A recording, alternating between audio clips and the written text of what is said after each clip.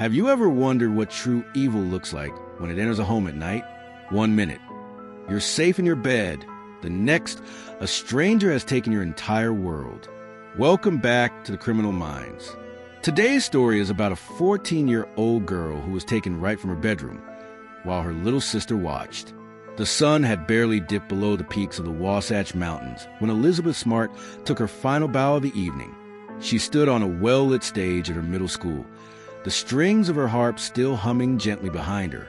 The applause echoed from the back of the small auditorium, where her parents, Ed and Lois Smart, clapped with pride. Her siblings smiled from the front row. Mary Catherine, her shy little sister, and her brothers, Charles and Andrew, all beaming with admiration. Elizabeth's blonde hair shimmered beneath the soft stage lights, her smile wide, genuine. She loved the harp. Its notes made her feel calm and protected. Like each string was its thread tying her to something sacred. She had practiced for weeks to perfect the piece she played that night. Later that night, the air outside their home on Virginia Street was cool and peaceful. Crickets whispered in the dark. Inside the Smart household, the glow of family contentment still lingered, the afterglow of a good evening, good food, and shared laughter. Lois tucked Mary Catherine into bed. Elizabeth, now in her soft pink pajamas, brushed her teeth slowly, humming the harp song under her breath. She shared a room with Mary Catherine, who was younger but unusually wise, quiet, with eyes that always seemed to be watching, listening. As the house dimmed, Elizabeth crawled into bed beside her little sister. "Good night," she whispered, her voice barely audible. "Night," Mary Catherine replied, curling under the covers. Elizabeth stared at the ceiling. Her mind was still playing music. 1 a.m., June 5th. The moon hung high over Salt Lake City. The family dog, a small Scottish terrier named Mac, gave a quiet growl but didn't bark. The house was still, not a single creak from the hallway, but someone was moving. A man had approached the Smart residence from the hill behind the house. He'd done this before. He knew the layout of the home. Months ago, he helped Ed Smart with a roof repair, just a day's job. But that was all he needed. His name was Brian David Mitchell. But Elizabeth didn't know that yet. He had watched the house. He had waited. And tonight, he was ready. He slid through an unlocked kitchen window, like a ghost. Silent, determined, armed. In his hand was a long knife. Elizabeth awoke to cold metal. She felt the edge of a blade pressed gently, but firmly against her neck. She froze. "Get up," a man whispered. His voice was low, calm, and terrifying. "Don't say a word or I'll kill you and your family." Elizabeth's heart slammed against her chest. She tried to speak, but no sound came. She turned slightly. Just a few feet away, Mary Catherine lay frozen in her bed, eyes open, pretending to sleep. Terrified, the man pulled Elizabeth out of bed. She was barefoot. The carpet was soft beneath her feet, but her legs were jelly. She wanted to scream, but she didn't. He led her through the hall, out the back door, and into the woods behind the house. And then she was gone. Inside the house, no one knew yet. Mary Catherine lay paralyzed in her bed. For hours, she didn't run. She didn't shout. In her small, childlike way, she believed that if she stayed still, maybe it would all be undone. Maybe it wasn't real. But dawn came, and Elizabeth did not return. Lois Smart walked into the girl's room and stopped cold. Elizabeth's bed was empty. The covers were pulled back neatly. But there were no signs she had woken up on her own. "Elizabeth," she called. "Are you downstairs?" Nothing. She walked through the hall, then down to the kitchen. Still nothing. No sign of her daughter. Panic didn't hit all at once. At first, Lois thought Elizabeth had gotten up early for school, but her backpack was still by the door. Her shoes were untouched. Mary Catherine walked slowly into the kitchen, her face pale. "She's gone," she whispered. "He took her." Lois stared at her. "Who took her?" Mary's voice trembled. "I think it was a man with a knife." Ed Smart called 911. His voice was shaky but firm. "My daughter is missing. She was taken during the night." Within minutes, patrol cars lined the quiet street. Neighbors stood outside in their robes. The Smart home was swarmed, dogs, helicopters, and officers knocking on every door within a mile. But it was as if Elizabeth had vanished into thin air.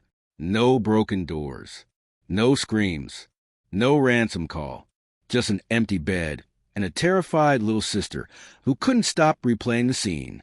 Elizabeth walked barefoot, stumbling over rocks and twigs.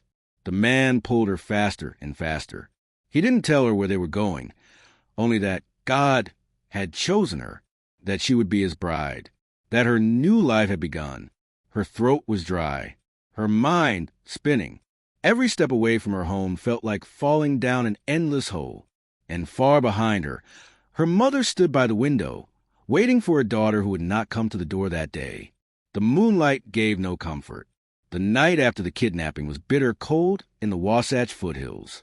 Elizabeth, still barefoot, stumbled along the jagged ground. Her pink pajamas were snagged and torn by branches.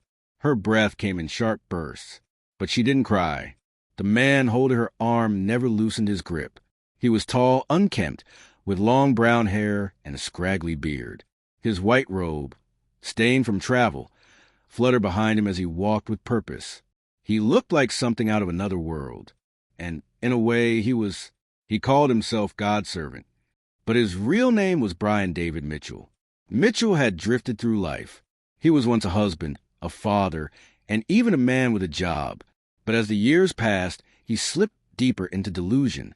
Months before the kidnapping, Ed Smart had hired Mitchell on a whim.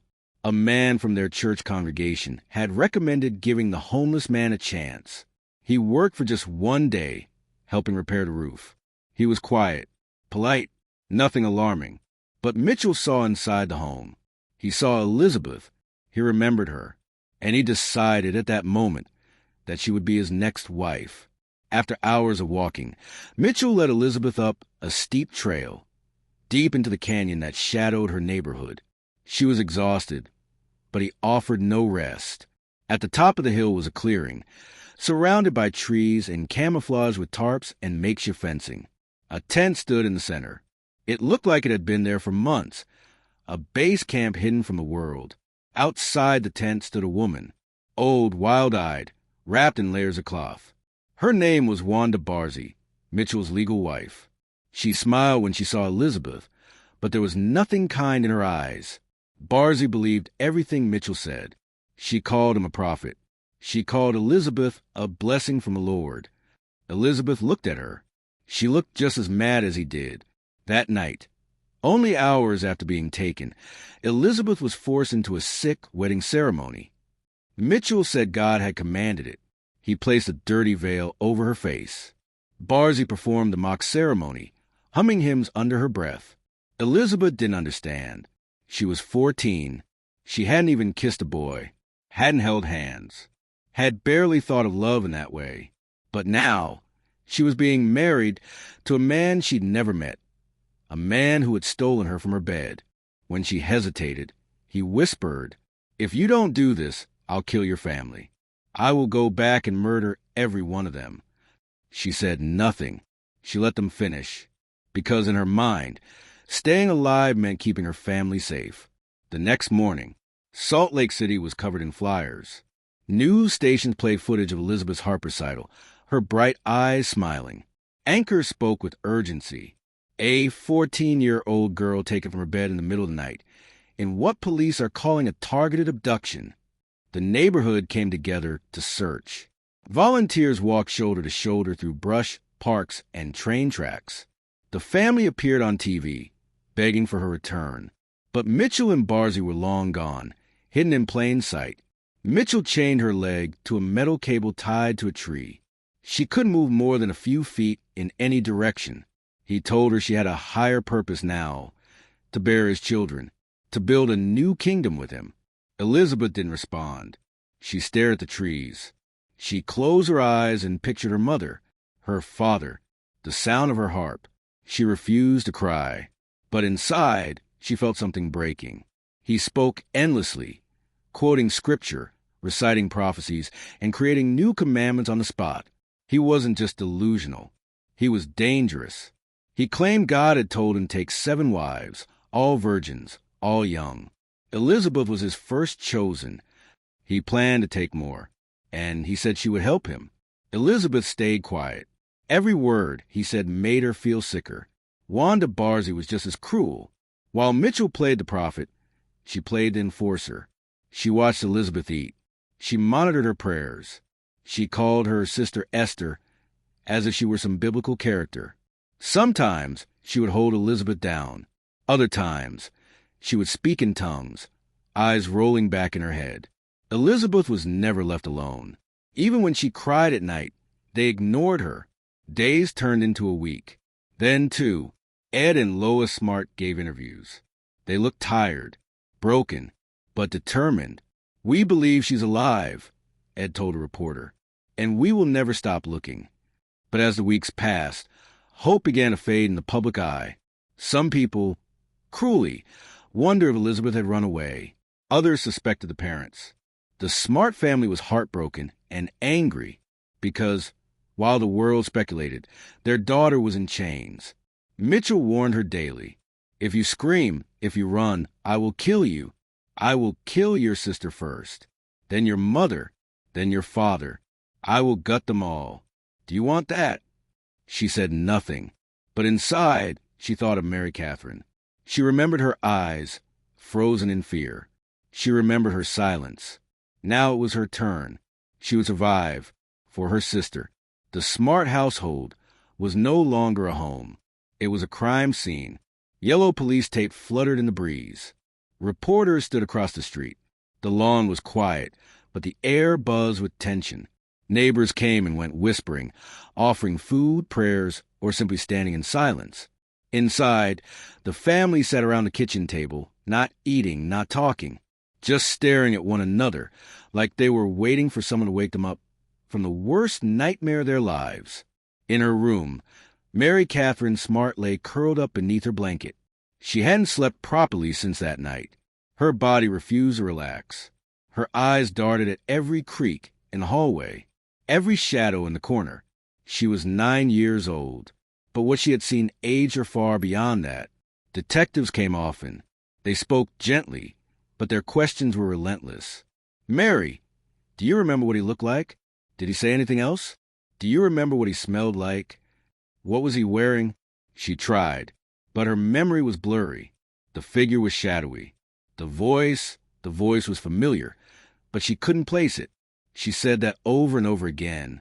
"I feel like I know him, but I don't know from where." That was the piece that haunted her. She knew the voice, but her brain couldn't connect it. News of Elizabeth's abduction didn't just affect her family. It changed the entire city. Salt Lake City parents double-locked their doors. Alarm systems were installed overnight. Schools warned children about talking to strangers. Mothers walked their kids to class. Fathers stayed up watching the front door from the living room couch. This wasn't some crime from another town. It happened here, in a quiet, wealthy neighborhood, in a home people thought was safe. Everyone had the same thought. If this could happen to the Smart family, it could happen to anyone. As the summer deepened, Mary Catherine became quieter. She didn't want to talk. She didn't want to eat dinner with the family. She didn't want to go outside. She would list the names of every man she had ever heard speak in house. The mailman, their old neighbors, Ed's co-workers, the piano tuner, and even the grocery delivery guy. Still, nothing clicked, and the guilt stayed with her. "I didn't do anything," she told her mother one night. "I just watched." Lois knelt beside her and held her hand. "Sweetheart," she whispered, "you're the reason we even know what happened. You did everything right. You were brave." But Mary didn't feel brave. She felt small, powerless, like the only person in the world who could have saved Elizabeth and failed. By August, the news cycle had moved on. Her parents still spoke to reporters, but fewer of them showed up. Tips slowed down. Police assigned fewer officers to the case. The FBI checked in less frequently. The city had quietly shifted its energy. People stopped asking, "When will they find her?" and started saying, "I wonder what happened." One night in early September, Mary Catherine lay awake in bed, staring at the ceiling. Her parents had gone to sleep. Her brothers were in their rooms. The fan in the corner of her room buzzed faintly. The air was still, And then, that voice. It hit her like a flash of lightning. The memory came out of nowhere, vivid, sharp. She sat up in bed, heart pounding. She knew who it was. The man who had worked on the roof. The homeless man her dad had hired for a single day. The one with the long beard. The strange clothes. The deep voice. The next morning, Mary Catherine ran to her parents' room and said, "I remember the voice." "What voice?" her mom asked, rubbing her eyes. "The man who took Elizabeth. I know who it was. His name was Emmanuel. He worked here with Dad months ago." Ed sat up. His mind raced. Emmanuel? It clicked. The homeless man. The one he paid for roof work. Out of kindness. He had introduced himself as a religious man. Wore strange robes. Carried a Bible everywhere. Ed had completely forgotten about him. Mary was saying that was the man who took Elizabeth. The Smarts called their private investigator. They gave him everything they remembered. The police were skeptical at first. They had chased too many false leads already. But something about this one felt different. Mary wasn't just guessing. She was certain. They pulled the work logs. They dug through receipts. Found his full name, Brian David Mitchell. Then they ran it through the system. Nothing. No driver's license. No permanent address. No recent arrests. He was a ghost. But now they had a name. And with it, a chance. The Smart family's home had turned into a command center. Lois barely left the house anymore, except for scheduled interviews. Her eyes were sunken from lack of sleep, her voice steady only because she forced it to be. She had always been a calm mother, full of grace and patience. But nothing prepares a parent for waking up and realizing their child was stolen from the safety of their bed. Nothing. Ed, on the other hand, had become the face of the case. He did everything. Press conferences, television interviews, working with the police, coordinating private investigators, managing volunteers, and dealing with federal agents. He wasn't a public speaker by nature, but desperation makes you brave. In every interview, he looked directly into the camera and said, "Elizabeth, if you're watching, we love you. We're not giving up. Hold on. Please." So Ed made a decision. If the police wouldn't name Mitchell, he would. He went on Larry King Live. He held up Mitchell's sketch, a composite image drawn from memory and described by Mary Catherine, and said his name out loud to millions of viewers. Brian David Mitchell, also known as Emmanuel, is the man who took my daughter. It was bold, risky, but it worked. Within 48 hours, the sketch was everywhere. TV stations, newspapers, online forums. Calls flooded in. People claimed to have seen Mitchell in Utah, California, and Nevada. Some said they saw him with two women, one younger, always veiled. But again, no one could track him down. It was like chasing a ghost through smoke. Meanwhile, in the mountains, Elizabeth was still alive, still chained, still dressed in veils and long robes. Her identity was hidden from anyone who passed by. Mitchell had told her about the news coverage. He claimed her family had moved on, that they had stopped searching. But Elizabeth didn't believe him. In her heart, she held on to a single thought. They're looking for me. They haven't stopped. They'll find me. Every time she heard footsteps near the camp, her heart leaped. Every time someone walked past on the trail below, she silently screamed inside. She memorized the sound of birds, wind, footsteps, and voices. She stayed alert, watched everything. She waited. A woman at a public library saw a man in a robe reading aloud from the Bible. He was loud, unusual. He had two women with him, both completely covered. She reported it. It matched the description. But by the time police arrived, the trio was gone. The woman felt awful. But she remembered something. Mitchell had mentioned going back to Salt Lake City to fulfill a prophecy, he'd said. The woman didn't know what it meant. But the FBI took note. With the sketch in circulation and sightings on the rise, media outlets doubled down. And finally, after months of lobbying, law enforcement released an official wanted bulletin for Brian David Mitchell. The FBI added him to their most wanted fugitive list. Now the pressure was real. The walls were closing in. As fall arrived, the temperature in the mountains dropped. Mitchell and Barzy began preparing to move again. They feared law enforcement might be closing in. Elizabeth was told they were going on pilgrimage, another journey from the Lord. In reality, Mitchell had decided it was time to expand his reach. He would take Elizabeth to a new city, somewhere with more noise, more people, more opportunity to hide. He chose California. The mountains were still. Inside that shack, Elizabeth Smart lived in chains. The layers of fabric weren't just for concealment. They were psychological armor. But not for Elizabeth. For Mitchell, they erased her identity. In public, Elizabeth would look like an adult woman traveling with a religious cult leader. People wouldn't question her. Or at least Mitchell thought they wouldn't. She wasn't allowed to speak unless spoken to. If someone asked her a question, Mitchell would answer for her. If someone stared too long, Barzy would step between them. Elizabeth became a ghost in her skin. She walked with her head down, eyes to the ground, hands tucked beneath her sleeves. The veil became a prison. But within that prison, she began to observe. Walking into town for the first time was surreal. Elizabeth hadn't heard a car engine or felt pavement in months. Now, every sound felt overwhelming. The clang of shopping carts, the murmur of strangers, the hiss of bus brakes. They stopped at a gas station. Mitchell asked for directions, chatted with the clerk, and quoted scripture. Barzy stood silently beside him, looking every bit at the devoted wife. Elizabeth stood behind them, veiled, quiet. No one asked who she was. Inside, her heart screamed. She wanted to shout, "I'm Elizabeth Smart. I've been kidnapped," but she didn't, because Mitchell was always watching. So was Barzy, and she remembered the knife, the threats, the images he painted of what he would do to Mary Catherine. So instead, she waited. As they traveled south, Mitchell's manipulation escalated.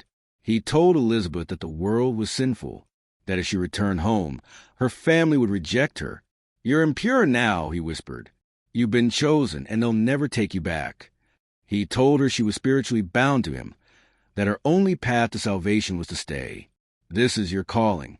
You were meant to be here. You belong to me." Barzy reinforced it constantly. "Your mother doesn't want you. We're your family now." Elizabeth didn't believe them, not completely. But she was 14, cold, starving, alone, isolated from reality. And over time, even her steel resolve began to warp. One afternoon, while Mitchell ranted about prophecy, Elizabeth spoke, clearly, for the first time in weeks. God wouldn't want this. The words were simple, quiet, but they silenced the camp. Mitchell stared at her. Then he smiled. "That's the devil speaking through you, Esther. He's testing you." Elizabeth didn't answer, but inside, she felt something shift. She had challenged him. She had remembered herself. And she had survived the moment. After weeks on foot, sleeping under bridges, and begging for food, they reached San Diego County. The city was large, busy, full of people, perfect for hiding. They set up camp behind a church, where no one asked questions. Mitchell declared it a holy land. But Elizabeth knew this place was louder, more crowded, more dangerous for them. And maybe, just maybe, someone would finally see her. In the early days of captivity, Elizabeth had feared Barzy the most. She was unpredictable, sometimes warm, sometimes cruel. She could be silent for hours and then erupt over nothing. But now, Elizabeth watched her carefully. Barzy was slower. She muttered more. Sometimes she forgot things. She once handed Elizabeth food, then snatched it back with tears in her eyes. "You're not pure," she whispered. "You were supposed to be better." Elizabeth didn't respond. She simply observed. If Mitchell was the cage, Barzy was the key. And Elizabeth was waiting. Mitchell's visions became more frequent and more chaotic. He'd disappear for days, claiming to be fasting and wandering for revelation. He'd return dirty, wild-eyed, and full of fire. Barzy no longer joined his rituals with the same energy. She slept more. She snapped more. Sometimes she argued with him, in whispers, but Elizabeth could hear. "You promised me peace," she told him one night. "You said this was divine. It doesn't feel divine." Mitchell waved her off. Faith requires suffering. Wanda. I didn't sign up for her, Barzy hissed. I thought we'd be preaching, not hiding. Elizabeth kept quiet. She didn't know if this tension would lead to anything, but it was the first time she'd seen a crack in the wall. One morning, while Mitchell was gone, Barzy sat down next to Elizabeth and stared into the distance. She looked tired, older than her 56 years. Her hands trembled slightly. For a moment, she wasn't Sister Wanda. She was just a woman who had lost herself. You remind me of one of my daughters, she said softly. Elizabeth turned her head. Barzy smiled faintly as the memory hurt. She was strong, too, stubborn like you. I used to brush her hair while she read books out loud. Elizabeth didn't reply, but in that quiet moment, she saw something she hadn't seen before, regret. Barzy stood up quickly. Don't look at me like that, she snapped. You'll ruin everything. And just like that, the wall went back up, but the moment stayed with Elizabeth. As winter neared, Mitchell grew more desperate. He hadn't found another wife. He hadn't sparked the religious revival he claimed would happen. His preaching on the streets was mostly ignored. People gave him odd looks but kept walking. And the pressure was turning inward. He began blaming Elizabeth for his failures. You're not committed enough, he'd say. You're the first. You must be the most faithful. He forced her to fast for longer, kept her awake with endless scripture sessions. Elizabeth withstood it all, but Barzy didn't. She began crying at night, muttering verses to herself, rocking on her heels like a child. Mitchell barely noticed, but Elizabeth did.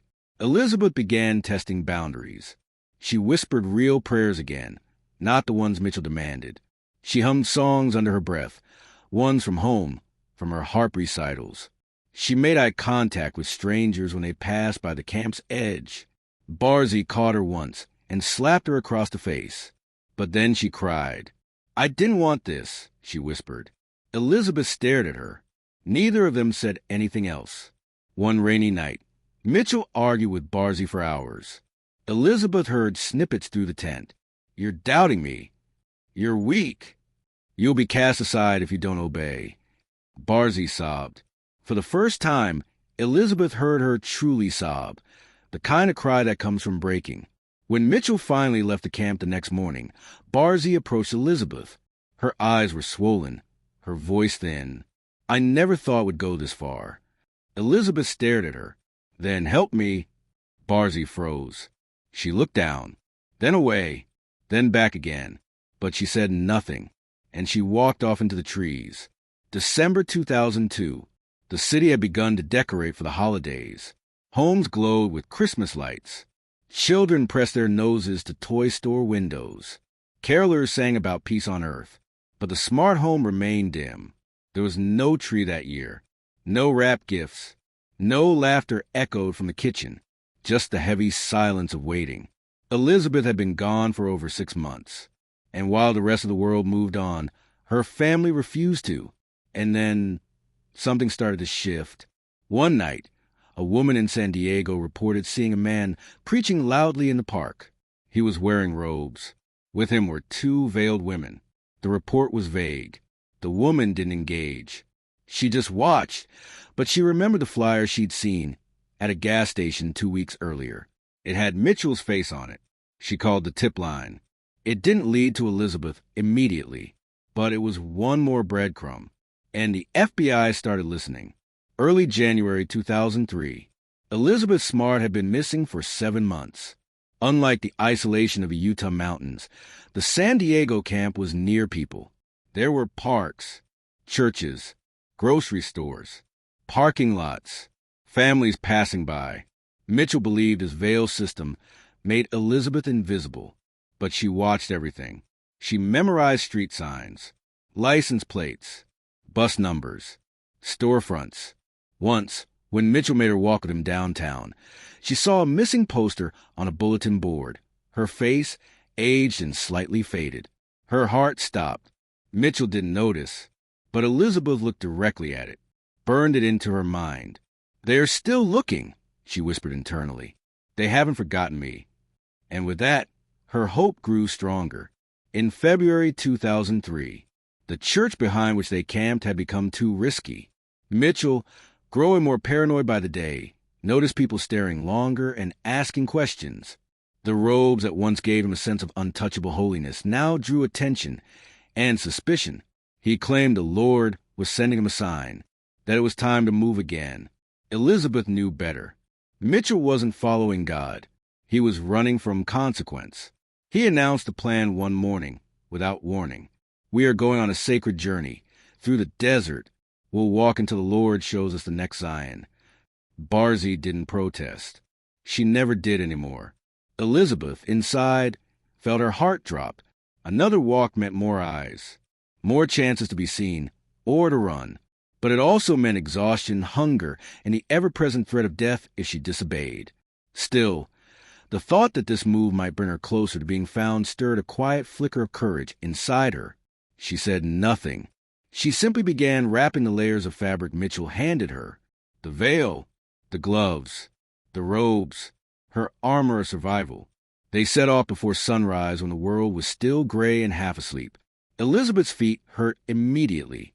Her legs were sore from lack of movement. The long robes caught on shrubs and sticks. But she didn't complain. They walked along quiet highways, staying just off the shoulder, dipping behind fences and buildings when cars came close. Mitchell spoke to no one that day. Barzy muttered under her breath. Scripture, curses, maybe both. Elizabeth counted her steps, over and over, just to distract herself from the pain. A few days into the walk, Mitchell led them into a public library. He said he needed to receive scripture. Elizabeth suspected he just wanted warmth. They sat in a corner while Mitchell read the Bible aloud, his voice rising with every verse. People started looking. One woman, in her 60s, glasses perched on her nose, stared at Elizabeth's veiled face. She squinted, tilted her head, then leaned over to whisper to the librarian. Elizabeth's heartbeat roared in her ears. Please ask. Please notice. The librarian approached. Is everything all right, sir? Mitchell smiled wide. We are worshippers of the one true God, just studying his word. The librarian nodded awkwardly, then looked toward Elizabeth. Is she okay? Barzy answered quickly. She doesn't speak English. The moment passed. The librarian returned to her desk. Elizabeth's hope for a second surged, then dropped like a stone. Another moment lost. They reached Sandy, Utah by March. Mitchell said he was being called home. He believed his work in California was done. No second wife, no church, no followers, just failure. He now claimed his next prophecy would unfold in Salt Lake. Elizabeth recognized the roads again, the air, the shape of the mountains. It was all familiar, too familiar. She was home, and with that realization came a dangerous, intoxicating thought. Someone could see her. Someone could know. This might be her chance. That night, as Mitchell ranted about his return to glory, Elizabeth barely listened. She replayed the flyer in her mind. The woman in the library. So many people had looked. None had seen. But what if one more did? For the first time since she'd been taken, she whispered to herself, this is going to end. On March 12, 2003, it had been 9 months since Elizabeth Smart vanished from her bedroom in the dead of night. She had walked through woods, across deserts, and down city streets, veiled in white and silent by threat. But on this cold spring morning, she was only miles from the place she once called home, and something felt different. The tension in the air, the eyes on them, the way people didn't just glance, they stared. Mitchell was confident. He believed they had returned to Salt Lake City to fulfill a prophecy. He said the world was about to change, that soon people would listen, follow, bow. But in reality, his robe was filthy. His words were nonsense. And the streets he walked were full of people who didn't care about prophets. They cared about a missing girl. Barzy trailed behind him in silence. Her eyes were downcast, her feet dragging. Elizabeth walked between them, veiled, covered from head to toe, unrecognizable to anyone who didn't know her eyes. But someone was about to. At a street corner, they waited for a walk signal. A couple stood nearby, Chris and Anna. Anna couldn't take her eyes off the strange group beside her. The tall man in the robe, the ragged woman, and the figure between them completely covered. Too covered. "That's just weird," she whispered to her husband. Chris nodded. "I've seen that guy before. Downtown. Preaching." Anna tilted her head. "That girl," she looked small. "Why is she so covered?"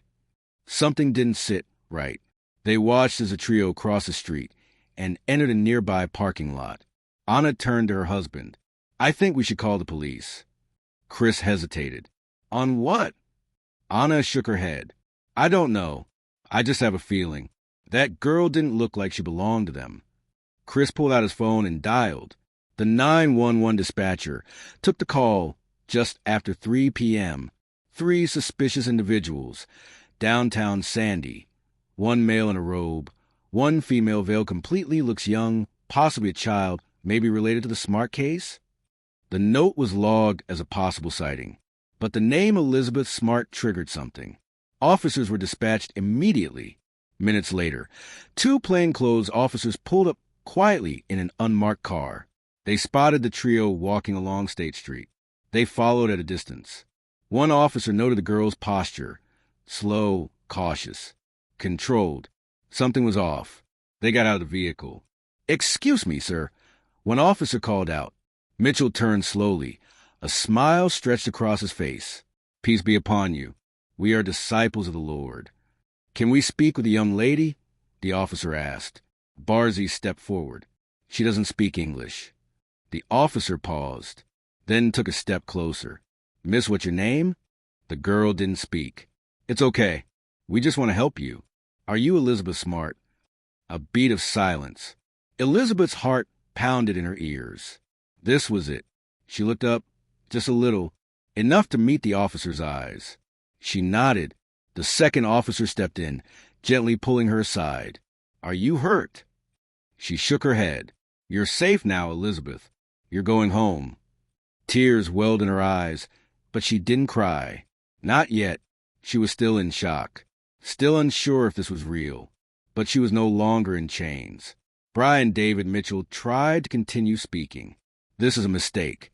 She is my wife under God's." He was quickly cuffed and separated from the women. Wanda Barzy said nothing. The officers kept Elizabeth apart, shielding her from the press already beginning to gather. They called her family. The phone call home. Lois Smart answered the phone in a quiet kitchen. "Mrs. Smart, this is Officer Carlson with the Sandy Police Department. We believe we've located your daughter Elizabeth." There was silence on the line. "She's alive," the officer confirmed. "She's safe." Lois collapsed into tears. Ed, hearing her cries, rushed in. She handed him the phone with trembling hands. "It's her," she whispered. "It's her." Back at the station, Elizabeth sat in a quiet room with a female officer and a psychologist. For the first time in 276 days, she was able to speak freely. Her voice was soft. "Hoarse.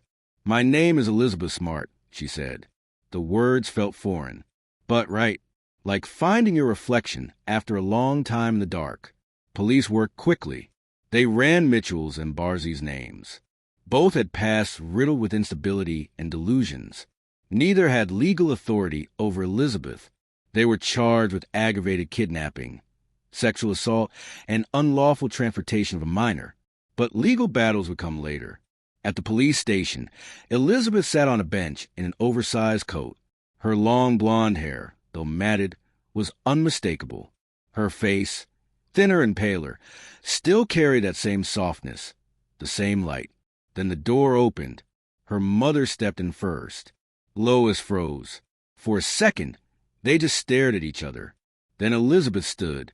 Lois ran to her, wrapping her in the kind of embrace only a mother could give, one full of grief, relief, and overwhelming love. Ed reached them moments later. He wrapped them both in his arms. "We've missed you so much," he whispered. "We never stopped looking." Elizabeth didn't cry. Not yet. She was still trying to remember what safety felt like. Elizabeth sat quietly in the back of the patrol car. The city passed by in streaks of light and shadow. She hadn't seen it in nearly a year. But now, it was welcoming her back. She wasn't ready for the cameras, the questions, the headlines. She only wanted one thing: to walk through the front door and be Elizabeth again. The Smart family sat together in the living room for the first time in nearly a year. Elizabeth was wrapped in blankets. Her hands clutched a mug of hot chocolate. The TV played quietly in the background, coverage of her rescue looping again and again. But she wasn't watching. She was watching her family, her brothers, Mary Catherine, her parents. She was home. Elizabeth walked upstairs slowly, each step careful. Her old bedroom door creaked open. Everything was as she left it. Her harp in the corner, her books stacked on the desk, her favorite sweater folded neatly on the bed. A candle flickered on the windowsill. She stepped inside and just stood there. The smell of the room, the quiet. It was almost too much. She turned slowly and sat at the harp. She plucked one string, then another. The notes were faint, shaky, but they were hers, and they filled the room with something it hadn't known for 276 days. Peace. The next morning, headlines screamed, Elizabeth Smart found alive. Kidnapped girl rescued after 9 months of captivity. The miracle in Utah. People across the country rejoiced. Strangers sent letters, donated to the family, held vigils in their cities. But behind the scenes, the Smart family closed their doors to the world. They didn't want interviews. They didn't want specials or cameras or spotlights. They just wanted their daughter to sleep in her bed and wake up knowing she was safe. The beginning of healing. Elizabeth didn't talk much at first. When asked what she needed, she said one thing: I just want to feel normal. So the family stopped asking questions. They let her lead. They played board games, went on walks, watched movies together. They didn't mention Mitchell, didn't mention Barzy. They focused on now. She's here. She's alive. That's enough. For now. March 13th, 2003. The day after. By sunrise, Elizabeth Smart's face was on every front page in America. Found alive. 9 months missing. 9 miles from home. She was right there all along. The story felt too incredible. A 14-year-old girl kidnapped from her bed, kept captive in plain sight, and found just miles from where she vanished. The headlines called it a miracle. But the deeper the public looked, the more they began to ask hard questions. How did Mitchell, a man with no car, no job, no stable housing, evade police for 9 months? How did Elizabeth go unnoticed, veiled, and walking in public more than once? How many people looked into her eyes and didn't see her? The outrage began to simmer beneath the celebration. It wasn't just about Elizabeth anymore. It was about every child, every missing face on a flyer, every unsolved case, every parent still waiting. Wanda Barzy had taken a plea deal in 2010. She was sentenced to 15 years in federal prison. In court, she offered a brief apology. I'm sorry for the pain I caused. Elizabeth never publicly responded to her words. She didn't need to. Some things she believed don't deserve answers. On December 10th, 2010, after weeks of testimony, the jury returned a verdict. Guilty on all counts.